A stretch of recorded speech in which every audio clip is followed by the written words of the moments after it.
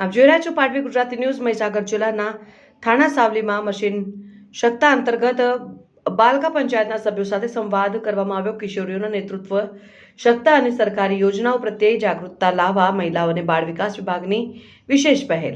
મહીસાગર જિલ્લાના કોઠંબા તાલુકાના થાણા સાવલી ગામ પાસે મહિલા અને બાળ વિકાસ વિભાગ દ્વારા સશક્ત યોજના જિલ્લા hub for empowerment of woman અંતર્ગત બાલકા પંચાયતના સભ્યો સાથે એક વિશેષ સંવાદ કાર્યક્રમનું આયોજન કરાયું. કાર્યક્રમનો મુખ્ય ઉદ્દેશ્ય બાલિકા પંચાયતના સભ્યોમાં નેતૃત્વ ક્ષમતાનો વિકાસ કરવો અને તેમને સરકારી યોજનાઓ અને સમાજમાં તેમના અધિકારો પ્રત્યે સજાગ કરવાનો છે. આ પ્રેરણાદાયી સંવાદ દરમિયાન કિશોરીઓના સર્વાંગી વિકાસ માટે જરૂરી એવા વિવિધ પાસાઓ પર ભાર મૂકવામાં આવ્યો.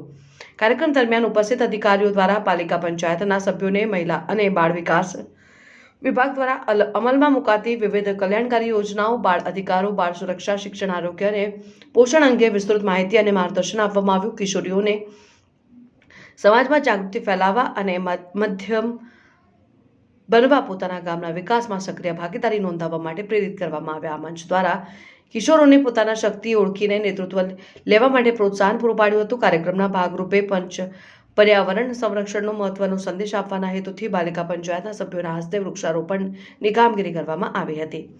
આ ઉપરાંત સભ્યોને થાણા સાવલી ખાતેના આયુષ્યમાન આરોગ્ય મંદિરની મુલાકાત પણ કરાવવામાં આવી, જ્યાં આરોગ્ય કેન્દ્રમાં ઉપસ્થિત વિવિધ સેવાઓ જેવી કે કિશોરી આરોગ્ય, માતા અને બાળ આરોગ્ય સેવાઓ અને આરોગ્ય વિભાગની કામગીરી અંગે તેમને પ્રત્યક્ષ માહિતગાર કરવામાં આવ્યા, જેથી તેઓ ગામમાં આરોગ્ય વિષયક સજાગતા ફેલાવી શકે.